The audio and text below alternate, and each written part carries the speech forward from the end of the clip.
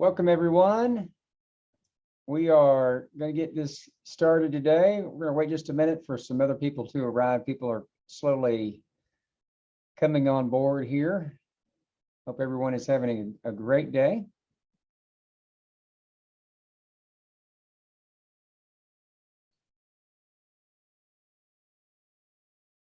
Okay, seems to be slowing down. So, welcome to Getting Back on Track Financially Post-COVID-19. My name is Josh Strittmatter, and I'm your presenter today. Before we get started, this information is purely educational. It's not meant to provide any type of legal or tax advice, so be sure and talk to legal and tax professionals before taking any action. A little bit about myself. I have been a UTA instructor, continuing education instructor for the last 10 years now, and teaching on topics like retirement planning and investments and all kinds of different topics over the years. But by day, I'm a certified financial planner, and I own my own financial planning practice called Strittmatter Wealth Management Group. And so you can find out more about me online, but that is who I am. Here are our objectives today. So today we're going to talk about how to reassess your financial situation and chart a path forward, how to thrive in the new economy, and how to create more income. So beginning with reassessing your retirement, the first thing you should look at is defining your current financial situation. So everybody has gone through COVID now, and many people have changed jobs. Many people have started working remotely, and life has just kind of turned on its head, and things seem like they're finally getting back to some sort of normal. And so for our finances, it makes sense to kind of do a check-in and see where you're at. So you have to define your current situation financially. And there are two statements that we use to do that. The first is the net worth statement. The second is the cash flow statement. So your net worth statement is basically everything that you own minus everything that you owe. And that net number, when you subtract the two, is called your net worth. It is indeed the value of everything that you have financially. So you basically, to create that report, you can do it however you want to. You can pull out a piece of paper and just list your assets on one side and your liabilities on the other side and subtract the two. There are plenty of free calculators. We have a free calculator on our website that you can go to, but all of them produce the same thing. That is your net worth number. And that's a number you should really know what it is, and a number that you should track annually. So it's basically your report card, so to speak, when it comes to your overall financial situation. So my great recommendation to you is to create your net worth statement and know what your net worth is, because, by the way, that's the number that you can track year to year to see if it's growing, and you want the number to be growing, obviously. And in doing so over time, reach a level that will allow you to achieve the goals that you set out for yourself. The second report is called the cash flow statement. Cash flow statement is a statement that looks at how you spend your cash. So it takes all of your gross income, so income before taxes or any expenses are taken out, and you add all that up. Then you subtract out all of your expenses. And so these are your living expenses. These are your liability expenses. These are your workplace expenses, taxes that are being taken out. And the number that's left after that is what you have left over to spend. Sometimes you may not have money left over at the end of that when you do that calculation. And that's where you need to put in place a budget for yourself. But this, again, is a report that you should look at least annually and make sure that you have a good understanding of where you're spending your money. And in doing so, just track that from year to year. There are free calculators online. We have a free calculator on our website as well. Those make that task a little bit easier. By the way, as we go through this presentation today, I forgot to mention, if you have any questions, feel free to just chat them in, and I'll be monitoring that. So I would encourage all of you to ask as many questions as you like, and I'm happy to answer those questions for you. Part two of reassessing your retirement is setting goals. So once you've assessed where you're at, You then need to look at the goals that you've set for yourself. We like to talk about the SMART goal methodology. Many people have heard of this over the years. It's not a new idea, but it's basically an acronym. And so it looks at each letter there, and you see the first letter is specific. So specific means something that is simple, easy to understand, not vague. So a goal of, I want to be a millionaire. It's pretty vague, right? But a goal of, I want to save $5,000 this year is very specific. Next is the M, it's measurable. So I need to be able to define my variables and be able to measure those. And so that example of saving $5,000 this year, I need to determine how much I need to save per month, where I'm going to save from. So is it going to come out of my paycheck and go into my 401k?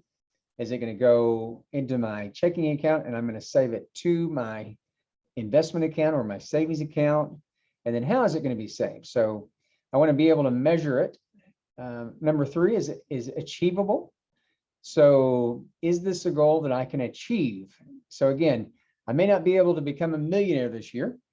Who knows? You might be able to, but you might be able to become a 5,000er. And so you need to understand what is achievable. Part of doing your cash flow statement means looking at how much money you have left over. And then again, as if you don't have enough left over to achieve that goal, then you have to make changes to your budget so that you can attain it. So again, achievable means it's something that you can actually attain over time. Relevant, so it needs to be relevant to what you're trying to achieve, realistic, results-based, reasonable. And then time-bound. So anytime you have a goal for yourself, you need to have a due date. Due dates are important. It's a way that we can hold ourselves accountable. So it's not enough to say that I want to save $5,000. It makes more sense to say I'm going to save $5,000 this year. So make it time-bound. So this is just an easy way to think about goal setting as you are listing your goals and writing them out. Here are some financial goals to think about. First would be budgeting. So do you have a budget now? Are you sticking to your budget? Do you need to rework your budget? Second would be cash reserve goal. Cash reserve goal is an emergency fund for the unexpected. So the unexpected seems to happen every year for me. It's good that I have a cash reserve goal set aside, or cash reserve set aside, that I don't have to go into debt when those unexpected expenses come up. And a good cash reserve goal is anywhere from 3 to 12 months of your expenses. And so start saving to that. If you haven't started saving to that, would be a goal. Retirement savings, setting goals around how much you'd like to save for retirement. Debt reduction, getting out of debt or paying down debt over time. College savings, if you have young children that you want to try to save for. Start saving into a college savings plan. And then income, so thinking about your overall career and what is the potential income that you can achieve in your career? Is that enough income to meet your goals? If not, you might want to think about a different career. And then travel. Travel is something that I highly recommend that you set goals around. And I'll just share with all of you that I've worked with lots of people over the years. I've been a financial planner for 18 years.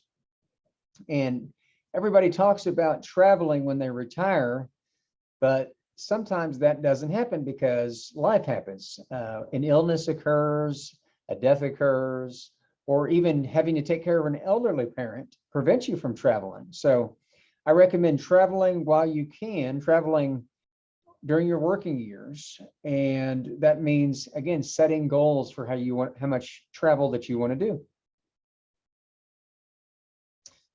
It's good, again, to have timelines, and breaking your goals up into different tiers helps you to set those timelines. So thinking about short-term goals, 1 to 24 months is a great way of thinking about those. Those are near-term goals. And so you can say, I want to save, X percentage of my income by December 31st of this year or next year.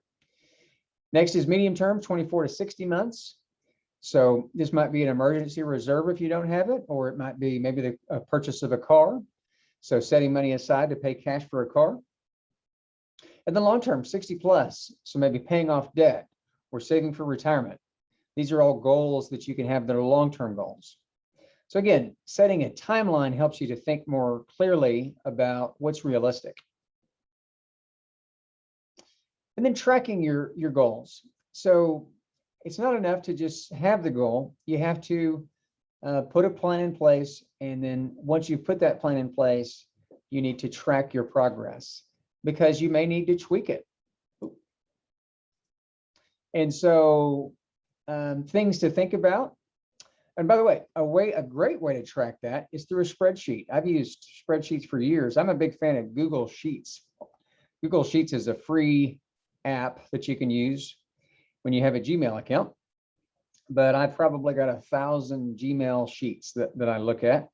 And so it's a great way to track your overall changes in your goals. So things to track would be changes in spending, retirement savings, debt reduction, net worth change. So again, net worth is your report card number. So looking at that each year and recording that number and looking at the percentage change from year to year. And I would even say having goals around the percentage change each year. And then income growth. Again, trying to aggressively grow income helps you to achieve your goals. And then investment growth, also something good to see that you are making progress with your investments, because the growth of your investments definitely help your ability to achieve your goals. So come up with things that you want to track, create your spreadsheet, and then start tracking each year moving forward. And then creating a plan. So once you have defined the goals and defined a system for tracking, you can really now put those goals into action by creating your plan. So using a budgeting system or a technique is something that's highly effective in helping people to budget. So if you're unfamiliar with budgeting techniques, those are all online. You can Google budgeting systems. They can show you how to budget effectively. The last class that I just taught, I actually taught a budgeting system. It was a paying down credit cards, and on the back end of that, I taught a budgeting system. Increasing my 401k contribution through the website. So going into your employer's website and increasing that contribution to your 401k so that you can reach that savings goal.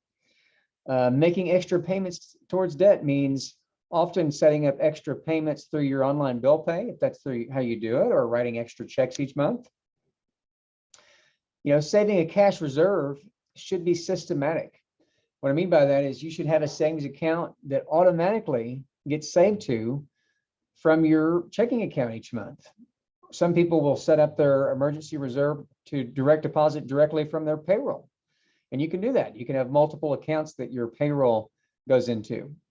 So the most important component of that is that you set up that process, that systematic process that doesn't leave it up to you to get it done. It's that process that does it for you. Again, an automatic transfer from a checking to a savings account, using the example of $100 per month, is super easy. Or having that direct deposit into that savings account through your payroll deduct, super easy. You don't have to think about it. So make it to where you don't have to think about it.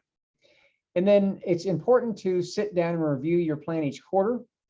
And, we put here a very specific day and time. And here's the reason why. Over the years, I've worked with lots of people and they say, yeah, we need to do that, Josh. And so my answer to them is, well, you've got to put it on the calendar. So if you're single, put it on your calendar. If you're married, put it on both your calendars. Make it a specific day and time for a specific date, so that during that time frame, you sit down, you review your spreadsheet, you review your goals, you talk about some of the obstacles that are getting in your way, maybe some solutions that you can use to get past some of those goals. So very important to review and to set aside time to do that review. Okay, let's next talk about how to thrive in the new economy. Starting off with finding your purpose. talking to lots of people in the last 12 months, and I think a lot of people have begun to really think about how they spend their time, and they've realized that life is precious and time is valuable. So looking at how they spend that time means looking at how they work.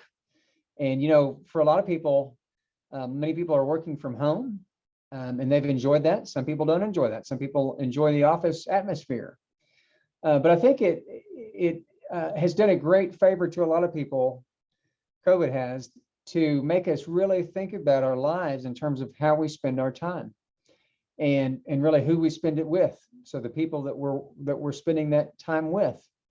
And I think for a lot of people, the conversations that I have with them is what you're doing really what you want to be doing? Is your work your passion, or is it just a job? And I would tell you that, if you had to look back on your life and look back at what you did for a living, would you look back with regret, or would you look back with pride? And that's really how you know that it's work that you're passionate about. So my challenge to all of you is that if you don't feel like your work is your passion, maybe you should start making steps or taking steps to move in that direction. So what would that look like? There are, you can write down your goals, but there are work coaches out there, people who can help you think about what your passion might be if you're unsure of what it is. Keep in mind that not all passions can make you money. So, you may have a passion for something, but you may not make enough money to achieve the goals that you want. So I think that it's not only that it's your passion, but it's also that you can make money doing it. And so I think it's the combination of those two that makes it a good fit. So I would challenge all of you to reassess what you do for a living. And again, look for something that you're passionate about, but also that you can make money at. It's never been easier to make money these days. We live in the gig economy, as it's called, and it's a beautiful thing because many of us can work from home. Many of us are still working from home. And so the internet has allowed for remote work in many different types of businesses. So I think that what that means is that kind of changes how we think about work, is that if I knew that I could work from home and live somewhere in the middle of nowhere, right? I have somebody that I've hired that lives somewhere in Nebraska in the middle of nowhere, but she works remotely and she loves it. And she loves living in the middle of nowhere. She has to have high-speed internet, right? So you got to make sure you have high-speed internet, but internet allows us to work where we want these days. And so if you are in a career that maybe you don't enjoy, I would tell you there are plenty of classes that you can take at UTA that can provide certificates to you, they can provide training to you to reskill you in something that allows you to work remotely or allows you to work online. Something that I often talk about is there are fantastic websites today that bring you customers. So you can basically post your skill set, and then companies will post jobs, and then this software through artificial intelligence will match the two of you together. An example of that is called Upwork.com. Upwork.com is a website that I've used for years to find contractors to do work for me, all working from home, some of them working internationally. Hired a lady out of Pakistan one time. And so all over the world, people are basically providing services online through one of these mediums. Fiverr is another popular one. Found this article. It listed some of the other sites that were like Upwork. So check that article out, and you can see some of the other sites that are out there that allow you to basically work as a contractor. But again, I think it's retooling, learning new skills. UTA has a fantastic program in place that can teach you lots of skills that for jobs that can be done online. And again, you now have mediums or places that you can find jobs online while being a contractor and work when you want to, control your schedule, control your lives. At the end of the day, people want to have control over their lives. They want to be able to enjoy their lives. They want to have control over their schedule, and they want to have control over their income. And I can tell you, working for myself for many years has allowed me to do that. And now it wasn't easy getting started, right? So it took a lot of work to get started working for myself, but it was worth it. So if you've got years left to work, might be something to consider to change what you do for a living if you think you might enjoy it more. Again, remember, you need to remember that you need to make money. So I might enjoy gardening, but I may not make a lot of money gardening, right? So find a passion that you can enjoy, but also make money in. Also, I think what COVID has done for a lot of us is think about how we pay our bills and realize that jobs can be gone in an instant. And so having some control over our income provides peace of mind and helps to save money for the future. And the way to have control over income means starting to replace your job. And what I mean by that is looking for passive income. So passive income comes from things like investments. So dividends from stocks and mutual funds is an example of a passive income. So the idea of saving to your 401k or saving to your investment accounts is that you take advantage of compounding of the growth of your investment, but also once you're retired, you can live off of the income of the investment. Also, rent from rental properties is a fantastic way to replace your income. I know a lot of people who buy rent houses on the side while they're still working, with the intent of being able to replace their income through the rent that they're receiving. You can also receive interest from loans. So if you want to loan your money out, you can receive interest.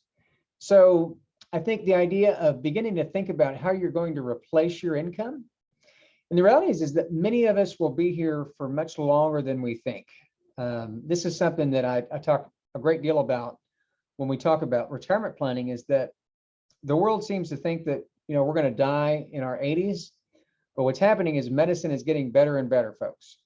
So medicine getting better means that you're going to need more money in retirement and possibly even to work longer. And so I think, again, is if you can begin that process of replacing your income with what I call mailbox money, that passive money, that will help you to sustain a long life throughout your retirement because you have this income coming in. So get you some mailbox money, folks. There's a great book, by the way. It kind of speaks to this idea. It's called Rich Dad, Poor Dad by Robert Kiyosaki. If you've not read that book, I highly recommend it. And it's all about essentially how to build mailbox money. And it expands into what I'm expanding to right now, which is buying appreciating assets. So when you think about how you spend your money, again, reassessing lifestyle post-COVID means thinking about how you spend your money. And so when you think about how you spend your money, a lot of people have some habits of buying things that doesn't necessarily help them financially. So things like expensive clothing, buying cars frequently. Something that's an amazing phenomenon to me that I've noticed over the years is that when I was younger, I always saw used cars on the road. It seems like everybody drove used cars. Today, it seems like everybody drives a new car. And so the car business has done a great job of helping us to replace our old cars, but it's also a very expensive way when you're trying to save for your goals. So, looking at how we spend money means looking at what we spend our money on. And one of the things that book, Rich Dad, Poor Dad, talks about is buying assets. So buying assets that will appreciate over time. Appreciate means go up. So stocks and bonds are great examples of assets that go up over time. People are kind of leery of the stock market. And what I try to educate them on is that the stock market has a lot of short-term volatility, but in the long run, it goes up. And so a perfect example that I use is back in 1995, the Dow Jones Industrial Average, which is a major index that's used to gauge the markets, was at 5,000. And today it's right at 35,000. So in that 26-year period, it's multiplied 7 times. So the moral of the story is that during that time, you saw lots of bear markets, you saw corrections almost every year. But if you were saving for a long-term goal, it wouldn't have mattered. So invest into stocks, folks, for the long term. That will help grow your money. Rental properties, again, a great investment because they generally appreciate over time and they can provide that mailbox money. Art and collectibles, another great example. Art seems to be on fire all the time. So becoming educated around art and collectibles and, starting to become a collector, I think can benefit you in that those, depending on the artist, of course, they can be worth a whole lot more than what you paid. I kind of joke about this because I was a comic book reader when I was a kid, and I have tons of comic books that I've kept. And I keep telling my wife, I need to go sell those because I'm sure a few of them are worth thousands of dollars now. But I'm just going to hold on to them, and I'll let maybe my grandkids sell them. But again, arts and collectibles are great things that over time can appreciate. And again, avoiding depreciating assets, avoiding unnecessary expenses. So expensive clothing, frequent car buying. That's one that I see quite a bit these days. People are buying cars every 5 years, where you really don't need to do that. I tell the story of my dad. He drove a 72 Chevy pickup. He still has it for 30 years. And all I did is just kept repairing it. So you can hold on to cars and repair them. And that's a whole lot cheaper than buying new cars every 5 years. And then excessive discretionary spending. So again, eating out, spending money unnecessarily on things that you don't necessarily need. That's something to be cautious of and to set a budget for, so that you don't spend those dollars that you could be using to make new dollars by investing in appreciating assets. So reassess how you spend money, folks. All right. So hopefully that was good information for you today. If you enjoyed today's presentation, we have a whole slew of classes coming up, folks. So please go on to the UTA's website, check out, we've got webinars coming up. We have in-person classes that are coming up that are phenomenal classes.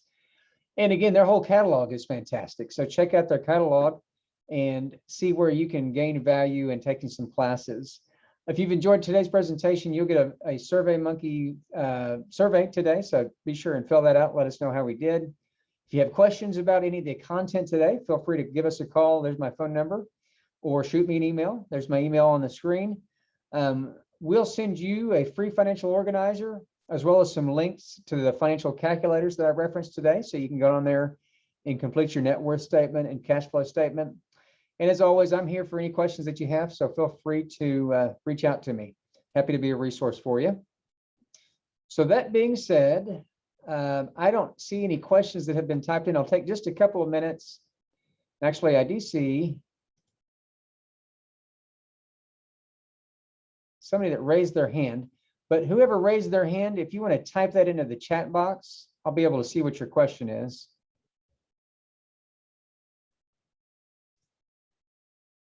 And I'll stick around for a couple of minutes, folks, if you have questions. But other than that, thank you so much for joining us today. We greatly appreciate it. I hope it's been helpful to you. And I don't see any questions coming in. So thank you so much. Shoot me that email, folks, if you do have questions. And I hope you have a wonderful rest of your week. Talk to you next time. Bye-bye.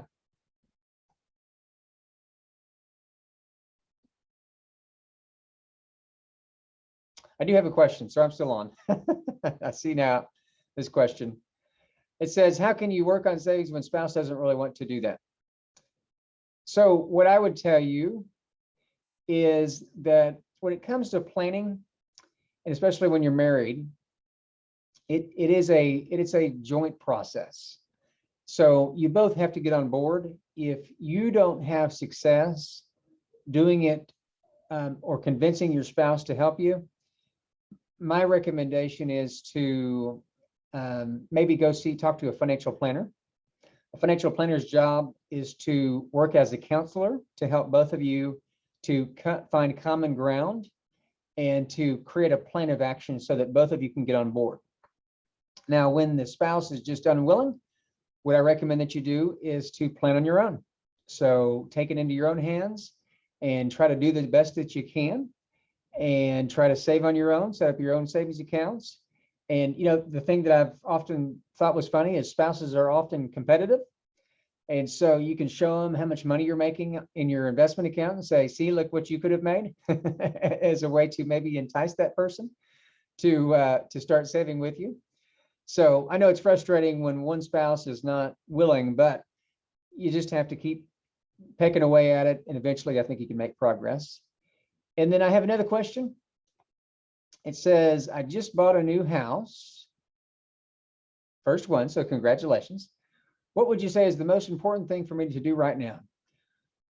Well, so what I would do, and I don't know much about your situation, but is I would definitely make sure you have a cash reserve. So again, building up an emergency reserve for unexpected expenses, 3 to 12 months worth of your living expenses is a good amount.